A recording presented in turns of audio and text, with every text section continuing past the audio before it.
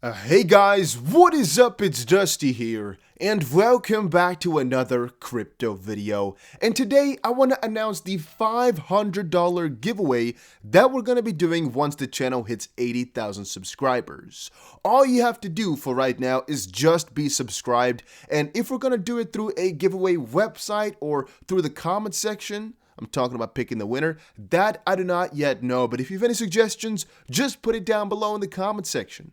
And also comment down below if you are still bullish on crypto. I personally have bought so much crypto in the last week alone, it is insane.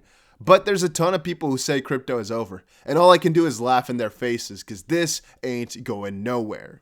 Jed McCaleb, however, is one of those naysayers. At least that's the way it looks like all the time, because he is selling out all his XRP. If I had so much, would probably sell a little bit just to live comfortably. But this guy has so much already. I don't know why he's not just holding it. Because he, of all people, should know that the XRP price is still ridiculously low for where it's eventually going to go. I guess he just wants to have certainty, though, of his money, and he's not really having a good bond anymore with Ripple/XRP, so he just wants to let go. And also, from a different perspective, it might look bad because he left Ripple to go work for Stellar or found Stellar, and all of a sudden he's very much invested in the previous project. In this case, it will be a little bit weird because he seems to have created Stellar because he thought XRP was bad or something along those lines, right? So yeah, I don't think that would look very good on him. Maybe that's why he's trying to dump it like crazy to show that XLM all the way, XRP nothing. However, he has sold 136 million XP over the past week. Balance shrinks to 76 million. And one thing you guys should understand is that the balance in his Taco Stand wallet, or whatever wallet you're looking at, is most likely not his complete balance. He still has quite a lot of XRP left, and he sells from Sunday to Sunday a certain amount, which is deducted by, I believe, the previous week's XRP trading volume. I think he can sell like 1% of that or so. And he just keeps getting a top up on his wallet, which he can sell then over the next week or so. That's the way it usually goes. So don't think that if this wallet runs out, he's done and out of coins. No. But the reason I always like to cover this and why I'm actually pretty bullish on the whole ordeal is because regardless of how much he is selling, it's actually not going to do that much negative for XRP, because think about it this way. He is selling, it is selling pressure, okay, yeah. But as long as people are buying it up and the price isn't dumping like crazy, it is still a positive thing because this XRP that he sold is now in more positive hands, right? People that really want the coin are now going to be holding this through. And all I can say about that is, all right. All right, nice. Because I'm hoping that he's just going to pull through, get all his XRP out of the way, and hopefully the lawsuit at that point is also gone. There's going to be nothing holding XRP back, because think about it. Right now, we are one announcement away from a really big pump. And I said it before, right?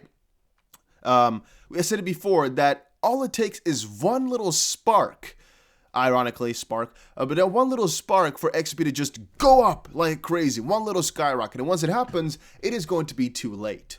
A lot of people in the comment section said, Dusty, we don't understand exactly why you made this video. What's going on? Want to quickly get back to the previous one where I said one skyrocket is going to be too late. Is the moment XRP gets this clarity, or the moment we hear anything that's going to kind of result in a verdict for XRP, a positive one, it is most likely going to be too late, because we'll most likely never go back to these lower prices. In my opinion, Bitcoin will never go back to $10 per coin unless we're talking about a 25-year time span at which maybe Bitcoin will be, all the way of the past. But for right now, it will not. Same thing for Ethereum not hitting $1, unless, again, we're talking very long term with another coin taking over. I'm very bullish on them, though. Again, don't get me wrong. But I'm thinking they won't be too low for any near future, at least. Same thing for XRP. Right now, a 10-cent XRP is definitely possible. A 0.005 is definitely not possible, in my opinion. But the moment this lawsuit gets fixed, a skyrocket is going to happen for the likes of which you've never seen, most likely taking XRP to at least the third, if not the second spot in due time. I think the third spot almost instantly, though. Maybe within the first day even, within the first hours. It could definitely be. The enthusiasm is going to be mind-boggling. People who have never witnessed something like this before, because really the whole ordeal is something we have never witnessed before. We've never seen a crypto get the proper clarity right in front of our eyes, and especially a coin with such utility that has always been mocked for not having the clarity, for being security and whatnot, once they finally get it, oh my days, is that going to be insane. Plus the fact that hopefully in due time here, Jed McCaleb will be nearly done selling and everything will just kind of come to fruition and come to a certain point. Now, there are a couple of caveats and a couple of things which you have to discuss, but they'll come later in this video. We should also consider how XRP is revolutionizing the cross-border payment landscape. Ripple just posted an article. I believe they posted this one before, and I think they just keep recycling it with the advertisements because I've seen this one so many times right now, but all right. Blockchain and digital assets like XRP have the power to revolutionize the cross-border payment landscape and continue market interest growth. Learn why 60% of the survey respondents believe digital assets have a place in their investment portfolio. Think about it, guys. Think. XRP is doing something revolutionary. People like to value right now purely upon hype, purely upon speculation.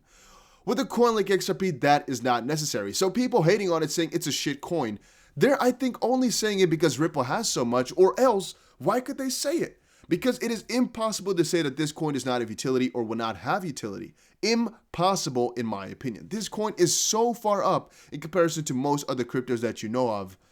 It is really, on par with the greatest, which, as of this point, is itself, because what other coin? Okay, I'm saying that a little bit exaggerated, but what I mostly meant is, as of this point, in terms of utility, XRP really takes the cake over quite a lot of other crypto. Ethereum might say, Dusty, that one sticks at number one.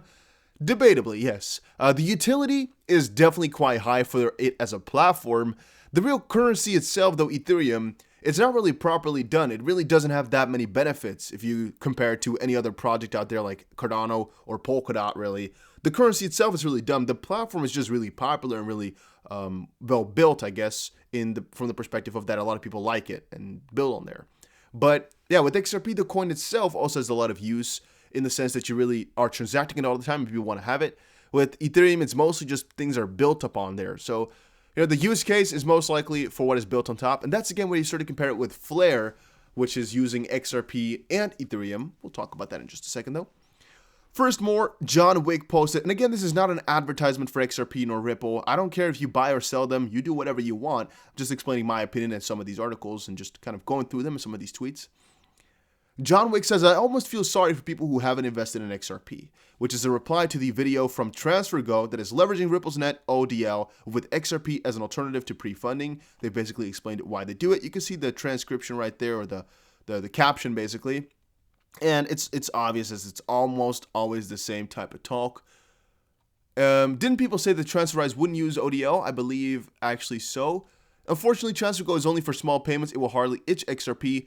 In terms of real money in XRP locked up, yeah, this is not going to be a huge whale. But it's about the idea, right? Because you always need a couple of these guys, or I guess a lot of these guys, to build the bigger thing.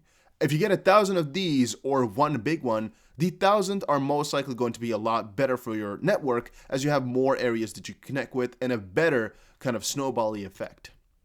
Then Brett Garlinghouse on Flare Networks, he said, Flare is combining the best of XRP, very fast settlement, Ethereum for the smart contracts, and Avalanche for consensus, which helps extends XRP utility and allows developers to create smart contracts for new use cases like lending and DeFi.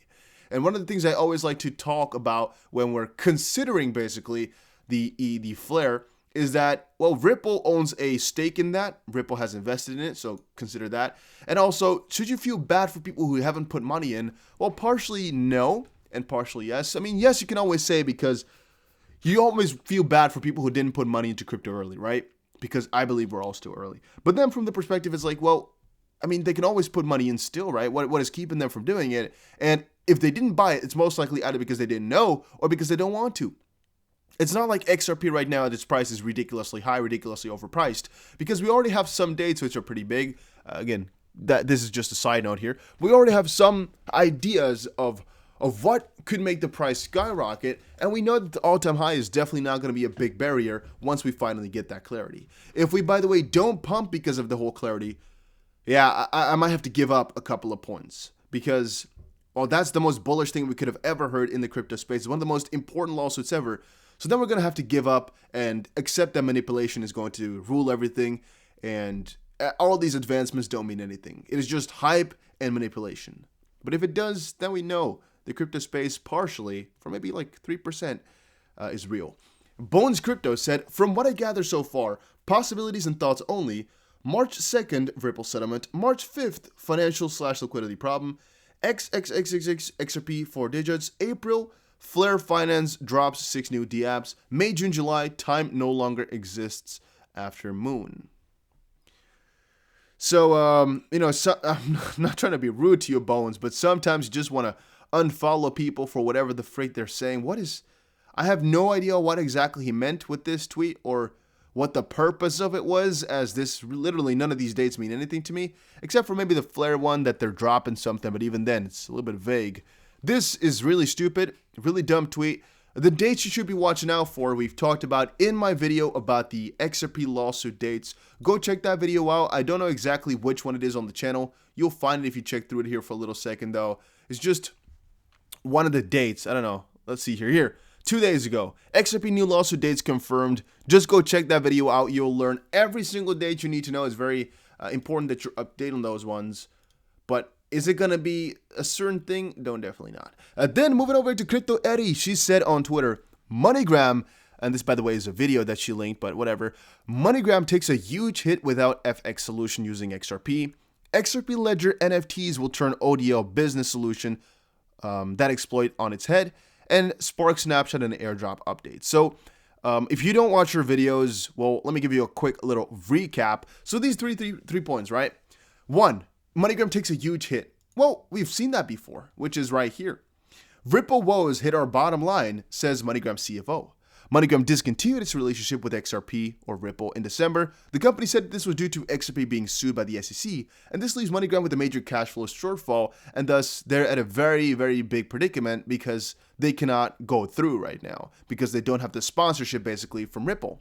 That has also left their stock price not doing too well, and even though they dropped it in December, it still did well until the announcement came and we all knew it, which was right around this time here, and that's when the stock price started to plummet. You might also say that this was during the time which almost all stocks plummeted, yes, but you can also put up an argument here that from December on forward, it actually didn't perform that well anymore if you compare it to what has all happened due to Ripple here in the last, I don't know how long you want to call this, the last like year or so. Again, partially also because stocks started to do good again, but also partially, or at least for a good part, due to Ripple. And from that perspective, again, I also do consider it to be a strange thing that MoneyGram dropped them. But again, you should always consider that this is most likely for their stakeholders as well, and that this must be done.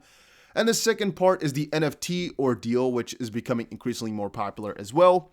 3 ways to issue NFTs on the XRP ledger. They're being proposed, and Hubert is the guy over at XRPL Labs who's going to look through it all. I will be posting my findings and research in a blog. Check out my first blog post.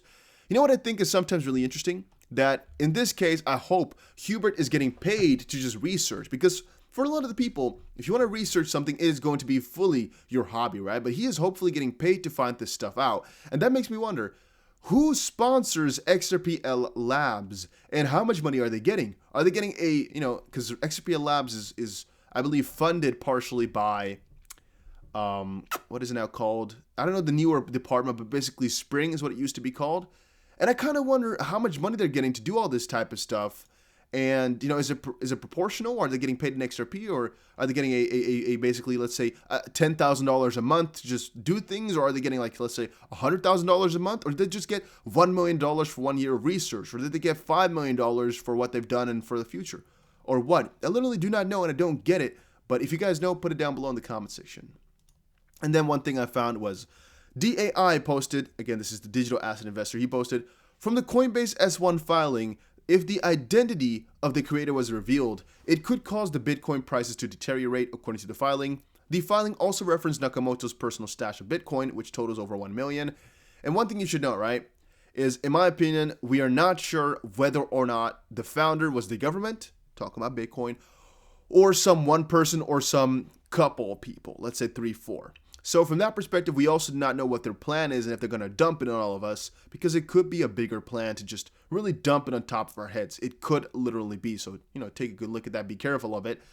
And also, Coinbase IPO. I have told a lot of people, if we can get in early, it might be very profitable as long as crypto continues to do good. once crypto switches over, it is going to be very scary to be involved with Coinbase's stock. So take good caution with that. Also, guys, go check out GSX. I personally have a couple $1,000s in this. It is the first gold-backed coin, the first growth coin, kind of a stable coin, but then different. And yeah, right now it's 10 cents a pop, plus a 10% bonus, plus a 5% bonus for using my link. So go check it out. Maybe buy some coins if you want to. You don't have to, because you can also lose your money. You guys know how it works. But again, go check it out. Link is down below.